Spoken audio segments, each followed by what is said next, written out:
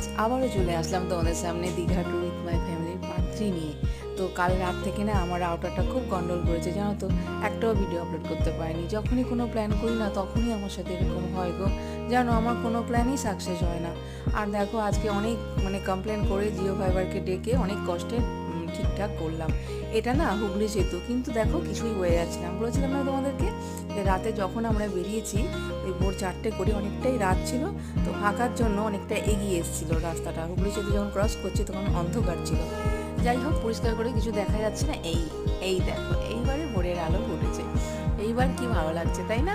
দারুণ লাগছে। সামনে থেকে দেখো আমার ছেলে কি সুন্দর করে তুলেছে। আমার তো খুব ভাল লাগে লং ড্রাইভে যেতে, আমার প্রচণ্ড ভাল লাগে। কোথায় নিয়ে যাবে, কোথায়, কোনো সমস্যা হবে না আমার।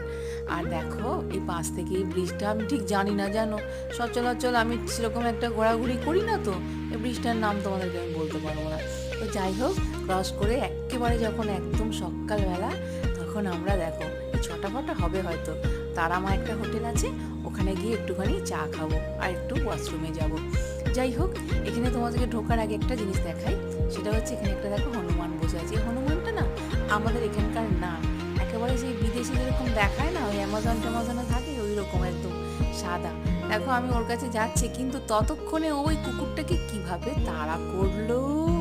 আর এখানে কুকুরগুলো ওকে দেখে ভয় পাচ্ছে, কিন্তু হাতের সামনে না কিচ্ছু ছিল না যে ওকে একটু খেতে দেবো। জানো, দেখো কি মিষ্টি করে বসে আছে, কি ভালো লাগে না? যাই হোক, আমরা একটু চায় চুমুর দিয়ে নিই। আর দেখো চুমুকের কি হাল, ওরে বাবা রে, সারা তো ঘুমায়নি, লাগেজ গোছাতে এই করতে সেই করতে 2টোর সময় শুয়েছি, 3টের সময় উঠেছি, জাগা, পুরো জাগা। যাই হোক, একটু চা খেয়ে এখানে একটু ফ্রেশ হব, তারপরে আবার রওনা দেবো। ঠিক আছে, এখনো তো অনেকটা বাকি। যাই হোক, আর এখানে দেখো একজন ভদ্রমহিলা এসে বলছিল যে একটু চা খাওয়াবে, তো একটুখানি চা এনে দিলাম।